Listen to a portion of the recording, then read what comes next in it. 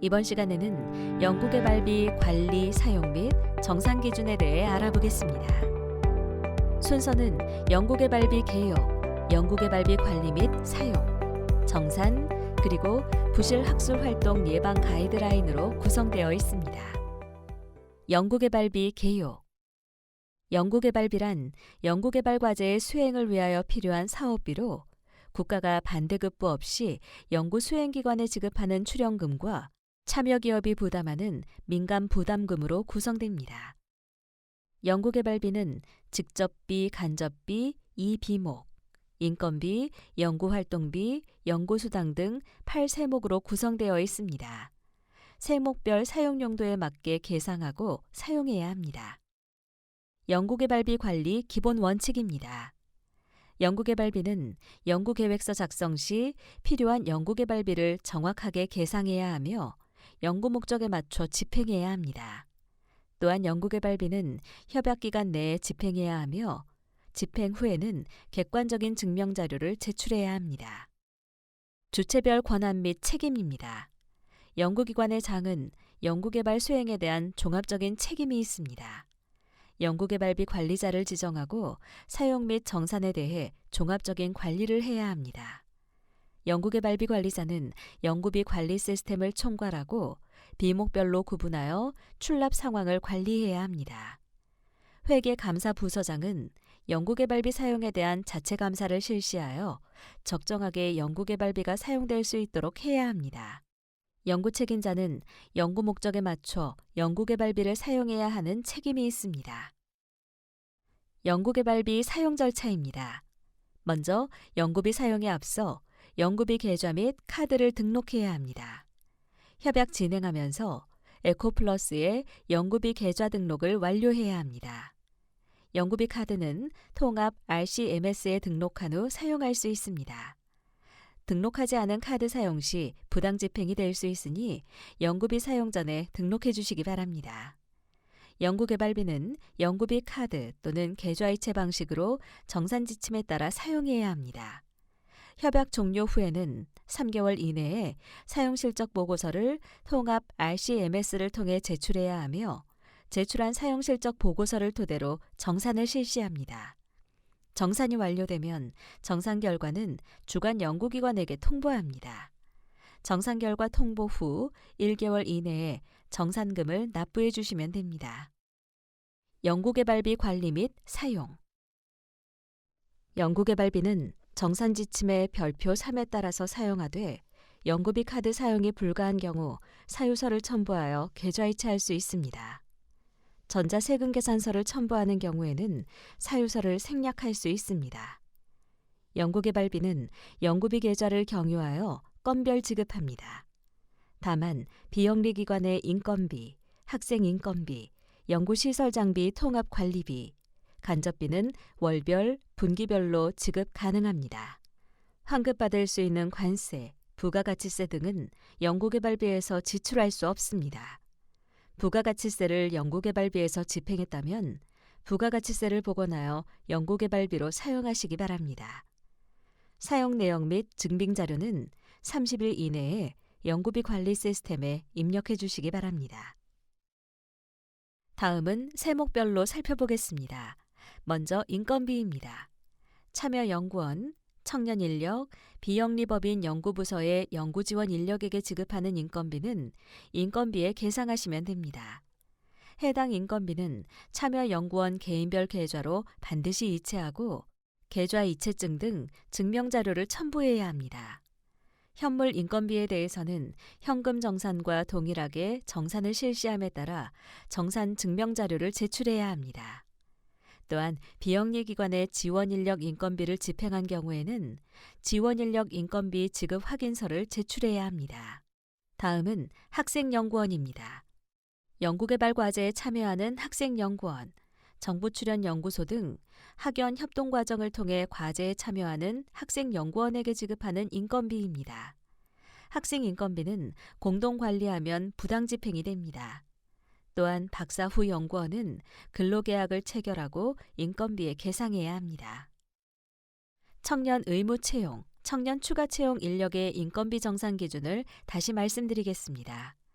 청년 의무 채용은 정부 출연금 누계가 5억 원 초과 시마다 1명 채용해야 하는 제도입니다. 채용하지 않거나 고용 유지 못한 경우 인건비 전액 반납해야 하며 현물 인건비인 경우 현금으로 회수합니다. 청년 추가 채용 인력은 기업의 현금 부담을 해당 청년 인력의 인건비만큼 현물 부담으로 전환해주는 제도입니다. 청년 추가 채용도 의무 채용과 마찬가지로 채용하지 않거나 고용 유지 못한 경우 인건비 전액을 반납해야 합니다. 민간 현금 감면 인력의 인건비는 타용도 변경 불가합니다. 신규 청년 채용 인력의 인건비로만 사용해야 합니다. 연구시설 장비의 구입 설치, 임차, 사용비는 연구시설 장비비에 계상하시면 됩니다. 참여기업 포함, 수행기관 상호 간 거래 금액은 부당 집행이 됩니다. 3천만 원 이상 또는 3천만 원 미만이더라도 공동 활용이 가능한 연구 장비는 연구시설 장비 종합정보 시스템에 등록하고 정산 시 국가연구시설 장비 정보 등록증을 제출해야 합니다. 연구시설 장비 통합관리기관으로 지정된 경우 연구시설 장비의 유지보수비를 연구기관, 공동활용시설, 연구책임자 단위로 통합관리할 수 있습니다. 직접비의 10% 이내에서 계상할 수 있으며 연구시설 장비 통합관리비는 정산하지 않습니다. 연구활동비입니다. 국내외 여비, 논문 게재료, 전문가 활용비, 회의비 등 연구활동에 필요한 비용으로 사용할 수 있습니다. 특허정보 조사, 원천 핵심 특허 확보 전략 수립 등 지식재산 창출 활동에 필요한 경비는 집행할 수 있지만 지식재산권 출원 등록비는 간접비에서 집행해야 합니다. 특히 사무용품비, 회의비, 연구실 운영에 필요한 소모성 경비에 대해 5% 이하 계상 시 정산 면제가 됩니다. 다음은 연구재료비입니다. 시약재료 구입비 및 정산 처리 관리비, 시작품 제작 경비를 집행할 수 있습니다. 참여기업 포함 수행기관과 거래는 불가합니다. 또한 연구재료비는 협약 종료일에 임박해서 구입할 경우 부당 집행이 될 수 있으니 주의하시기 바랍니다. 연구수당은 연구 책임자, 참여 연구원에게 지급하는 보상금입니다. 연구수당은 실집행 인건비의 20%를 초과할 수 없으며 1인에게 50% 이상 초과하여 지급할 수 없습니다. 연구수당 집행 비율이 직접비 집행 비율 20% 이상 초과하는 경우에도 초과분에 대해서는 회수합니다. 위탁 연구개발비는 연구의 일부를 위탁 수행하는 데 소요되는 경비입니다. 통합 RCMS 적용에 따라 위탁 연구개발비는 전문기관에서 건별로 지급합니다. 그러나 위탁과제가 과세 대상이 되는 경우 세금계산서 발행이 되어야 합니다. 세금계산서 발행은 계약 당사자인 주관과 위탁 간에 이루어져야 합니다. 발생 시기는 영무의 제공이 완료되는 시점인 종료 시점에 하시면 되나 발생 시기는 주관, 위탁 간에 협의하시기 바랍니다. 정산 완료 후 부당 집행 금액이 있는 경우 수정 세금계산서를 발행하셔야 합니다. 발행 금액은 실제 집행한 위탁 연구개발비로 하시면 됩니다. 부가가치세 지급은 주관 연구기관의 유형에 따라 다릅니다. 주관 연구기관이 부가가치세 환급 불가능한 기관이라면 위탁 연구개발비에 부가가치세를 포함하여 계상하셔야 하며 위탁 연구기관에서 부가가치세를 공공요금 항목에서 자계좌 이체하여 가져가셔야 합니다. 주관 연구기관이 부가가치세 환급이 가능한 기관이라고 한다면 연구개발비에서 부가가치세를 지급할 수 없습니다. 세금계산서 발행 이후 주관 연구기관에서 부가가치세를 지급하시면 됩니다. 간접비는 연구개발 과제에 소요되는 인력 지원비, 연구지원비, 성과활용 지원비로 사용할 수 있습니다. 영리기관의 경우 간접비를 일괄 흡수하여 사용이 불가합니다. 또한 직접비 집행률이 50% 이하인 경우 간접비는 직접비의 집행률에 비례하여 인정합니다. 연구개발비를 변경해야 하는 경우 승인사항과 보고사항을 구분하여 변경해 주시기 바랍니다.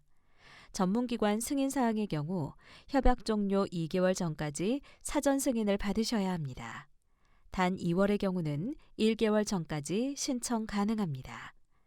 위탁 연구개발비를 20% 증액하는 경우 건당 3천만 원 이상의 연구장비 시설을 원래 계획과 다르게 구매하는 경우, 변경하는 경우, 구매하지 않는 경우, 그리고 신규 채용한 중소기업 소속 연구원을 다른 신규 채용 연구원으로 변경하는 경우와 청년 채용 인력을 변경하는 경우, 연구개발비 2월 하려는 경우에는 사전에 승인을 받으시기 바랍니다. 이 외에는 보고사항으로 주간 연구기관 장의 승인 후 전문기관에 보고해 주시기 바랍니다. 연구개발비 공통 부당 집행 중 몇 가지만 말씀드리겠습니다. 협약기간 종료 후 집행한 금액은 부당 집행이 됩니다. 다만 수행기간 중 지출 원인 행위를 하고 사용실적 보고 시까지 집행 완료된 직접비의 경우 인정이 가능합니다. 또한 연구비 카드, 계좌이체로 집행하지 않은 금액은 불인정됩니다. 승인이 필요한 사항에 대하여 미리 승인을 받지 않고 집행하거나 세목별 예산을 초과한 경우 부당 집행이 됩니다. 또한 동일 과제를 수행하는 연구기관 간 거래는 하실 수 없습니다. 올해는 연구개발비 중간점검을 진행할 계획입니다. 중간점검을 통해 보완이 필요한 사항에 대해서 안내하여 보완함으로써 정산시 부당집행을 최소화하기 위해 운영하고 있습니다. 점검은 통합 RCMS를 통해 등록한 연구개발비 집행건에 대해서 집행 목적, 증명자료 적정성 등을 검토합니다.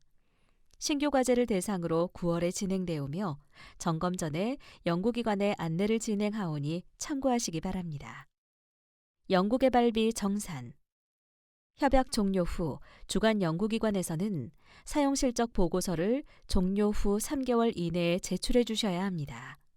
위탁 정산기관에서 정산을 실시하며 최종 정산이 완료된 후 전문기관에서는 정산 결과를 주간 연구기관에 통보합니다. 주간 연구기관은 정산 결과에 따라 부당집행 금액이 있는 경우 통보일로부터 30일 이내 반납해 주셔야 합니다. 이의 신청이 있는 경우 15일 이내에 이의 신청하실 수 있습니다. 사용실적 보고서는 통합 RCMS를 통해 해주시면 됩니다. 건별 증명자료뿐만 아니라 여비 규정 등 내부 규정도 등록해 주셔야 합니다. 위탁 과제가 있는 경우 위탁 연구기관에서도 사용실적 보고서 제출을 해야만 주간 연구기관에서 사용실적 보고서 최종 제출이 됩니다. 사용실적 보고서를 기한 내 미제출할 경우 제재 조치 등이 이루어질 수 있으니 반드시 기한 내에 접수해 주시기 바랍니다. 사용실적 보고서 접수 전에 위탁정산 수수료 집행해 주셔야 하며 현물, 미지급 인건비도 집행 내역에 등록해 주시기 바랍니다. 위탁정산 수수료입니다.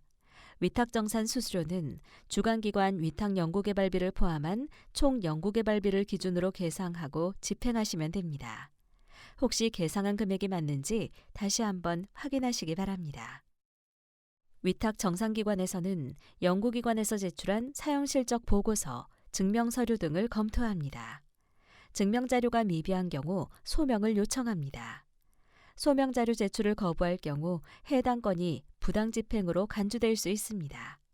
정산이 완료되면 정산 결과를 통보합니다. 사업별로 정산 담당자가 있습니다. 해당 사업 확인하시기 바라며 문의사항이 있는 경우 해당 사업 정산 담당자분에게 문의 바랍니다. 부실 학술활동 예방 가이드라인. 연구 책임자는 수행과제의 연구 결과물을 논문으로 발표하는 경우 관련 학계가 신뢰할 수 있는 건전한 학술지나 학술대회에 발표해야 합니다. 부실하거나 약탈적인 학술지나 학술대회에 발표하고 이 사실이 밝혀지는 경우 관련 비용을 회수하는 등 제재 조치의 대상이 될 수 있습니다. 부실하거나 약탈적인 학술지나 학술대회란 학계가 인정하기 어려운 절차에 따라 연구 논문이 채택되는 학술지나 학술대회를 말합니다. 부실 추정 학술지의 유형은 크게 3가지로 유명한 학술지와 비슷한 이름을 사용하여 혼란을 주는 위조 학술지, 돈만 지급하면 게재해주는 약탈적 학술지, 학술지 한 호를 대량으로 발행하며 출판 윤리를 어기는 대량 발행 학술지가 그것입니다. 이들 학술지의 특성은 논문 제출 양식이 조악하거나 학문 범위가 특정 분야로 한정되어 있지 않고 다양하며 편집부나 심사자의 정보가 불투명한 점 등을 들 수 있습니다. 부실 추정 학회의 특징은 다음과 같으니 연구 논문을 게재할 학술지나 학술대회를 검색하고 계신 연구자분들께서는 참고하시기 바랍니다. 부실 학술 활동을 예방하기 위한 점검 사항은 다음과 같습니다. 논문을 투고하는 경우 본인 또는 동료가 알고 있는 학술지인지, 논문 검색 서비스에서 색인이 가능한지 등을 점검해야 합니다. 학회에 참석하는 경우에는 본인 또는 동료가 이 학회에 참석한 적이 있는지, 기조 연설자 및 편집위원들에 대해 알고 있는지 등을 점검해야 합니다. 학회 참석 전후에는 학회 진행 프로그램이 해당 분야 학자들이 보기에 부실하지 않다고 판단할 수 있는지, 논문 발표 전후에 적절한 평가나 피드백을 받았는지, 학회 참석 결과에 대한 기록이나 보고 내용이 적절한지 등을 점검해야 합니다. 부실 학술 활동이 적발되는 경우에는 관련 규정과 지침에 따라 학회 등록비 등 부실 학술 활동에 소요된 비용 전액을 회수하고 국가 연구개발 사업에 참여를 제한하는 등 제재 조치 처분의 대상이 되니 유념하여 주시기 바랍니다. 마지막으로 부실 학술 활동을 예방할 수 있는 다양한 정보를 확인할 수 있는 사이트와 부실 학회 리스트를 첨부하여 드리니 참고하시기 바랍니다.